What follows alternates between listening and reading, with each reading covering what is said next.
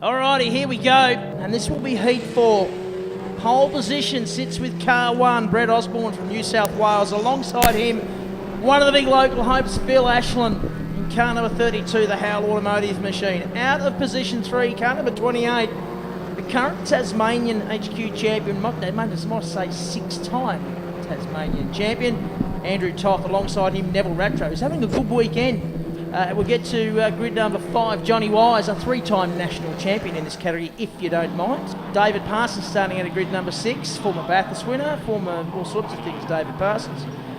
Michael Woodridge, car number 74, he'll start out at position number 7. Otis Corporal alongside him after a bit of a whoopsie in the early heat, the Mr. Massage entry. Well, yeah, and there was no happy ending in the early heat. I'll give you the red hot tip. Well, he asked for the wrong one then, didn't he? Johnny Wise and David Parsons, the team cars together. Interesting that some of the grid placements, some guys are right up on the edge, some guys are 2 metres back. So well, they need their dads out there bringing them up They do. Closer. Anyway, will it make a difference? Don't know. We're about to find out.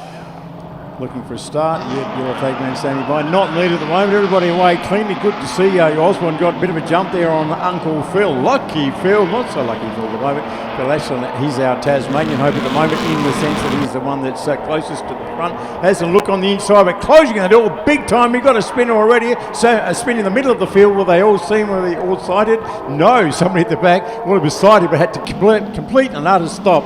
Neville Rattray and John Wise. Neville Rattray turning around now. John Wise out on the grass, stationary. I think that's what started it. But so plenty of head scratching going down in race control at the moment, you'd imagine, as to whether that car is in a dangerous position or not, and whether they need to neutralise the race or do something about that. Maybe just be a yellow, perhaps. Neutralise the race. You like that? That's a Mark Skase type of saying. I've been watching the telly. Don't you worry. I know the big words. Yes. And here comes Phil on the inside and not to make it as wide as he did last time. Andrew Osborne giving him racing room. Good to see. He might come to regret that later. However, Osborne still on the outside. Plenty of grunt. Khan almost jumps out of turn 6 into the straight. Gets away smartly from Phil Ashland. Phil Ashland going, gee, that's got plenty of grunt. We won't be doing that again. Yellow flag that time now, so no passing it, even if they want to. So all the field coming through turn 1 past the yellow flag. That tells them that they had to stay.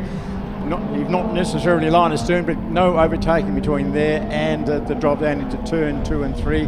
That looks like there's a yellow out in 2 as well, so no overtaking between turn 1 and the bottom of the hill, where we see the man there holding the green flag, letting the field know it's okay to resume hostilities, as it were. But already the field line astern, we saw that before, and we've come to know with HQs, they just use the first lap or two just to sort themselves out, get temper in the tyres, find out who they're fighting with and what they need to do something about it. But at the moment, there's large gaps between most of the cars, except for the 3 cars bringing up the rear. So I think all the action at the front at the moment, Strider. I'm going to say, but for first and second, it's a very different story. So Phil down the inside again, but see what happens. Like last time around, Strider, Osborne had plenty of grunt there, really good grip.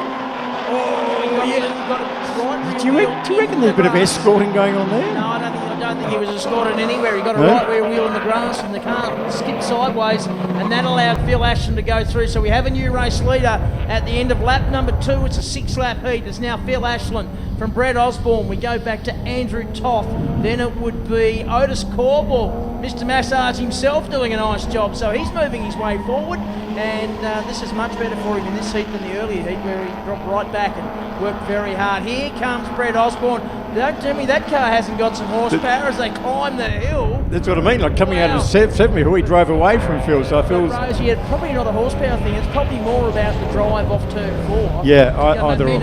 True, but it does get the power down well, whatever power it's got. It wasn't as good last time because he had Phil Ashland on his inside, so he had to give him racing room. And I think Phil didn't escort him, but he let him know he was there, that's for sure. So he thought, you can do it. It's my turn, Phil. You can try and come up the inside of me, and I'll just come in this inside and I'll make it a bit wide. Is exactly what he does. So Phil gets on the power early. Doesn't do him a lot of good because he's got a blue with orange wheels HQ right in front of him, and it's still right in front of him. Goes right, goes left, making it the world's widest HQ at the moment.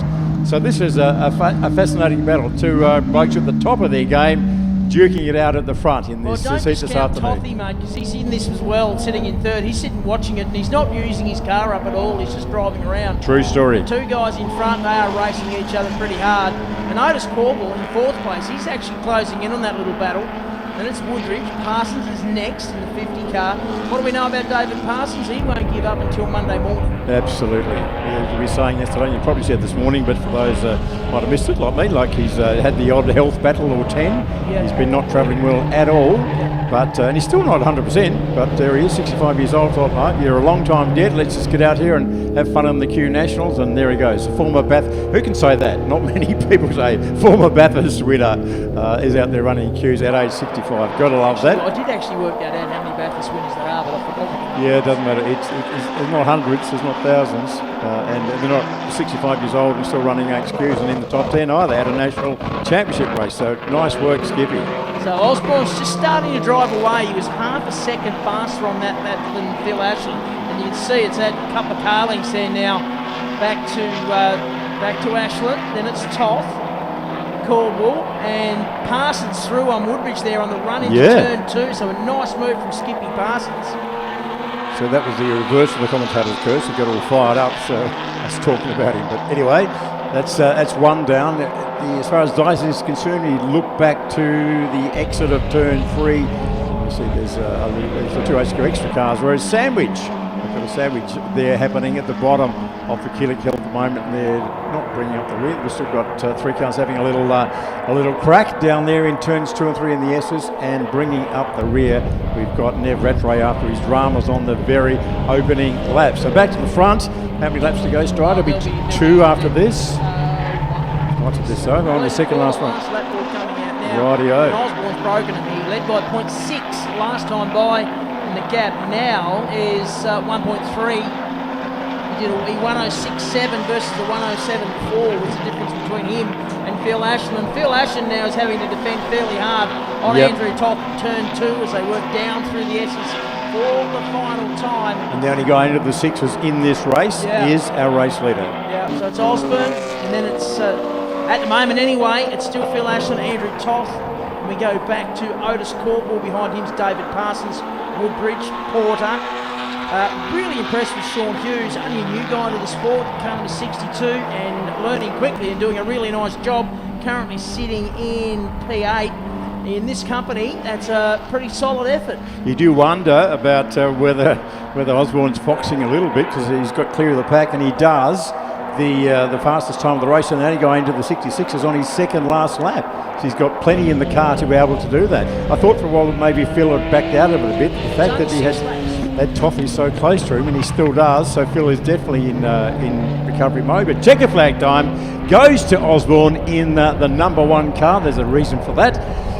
So this car is absolutely beautifully prepared. You can tell it just does all the right things, and clearly Brett knows the car beautifully as well, and just drove it like a champ. So he's got the 1 on the car, so he's looking to keep that 1 on the car at the end of this weekend. And of course the 32 behind him, the local lad, Phil Ashland, a former Australian champion as well, and a 6-time Tassie champion. He wants to do something else about it. So Phil alongside Brett up the hill to give you a bit of a wave. Well done, mate, well played, that was fun, but there's plenty more to go. So good, strong performances by the Tasmanians. It's going to be a little bit parochial for a moment to be in 2nd, 3rd and 4th. So there's probably a mix of good cars, but probably fair to say a little bit of local knowledge doesn't go astray around here either. Absolutely, it's one of those tracks, those that have never been here, it's 2K, so it's only short, but it's very technical. Corners have all got different banking, as the IE camber and one thing and another, and it's uphill, it's downhill, and you know, even people like Alan Moffat, Peter Brock, those calibre of drivers have all come here and gone, this place isn't easy. I spoke to Brett Osborne yesterday, or last night, they had a pork thing down here, it was good. Having a chat to him, and he said, look, I've managed to put 1 lap together, 1 in a row, but I try to do 2 in a row and I make a mistake. He said, no, that just keeps happening. It's not easy, and he did a good job there, and he deserved that win, no doubt about that.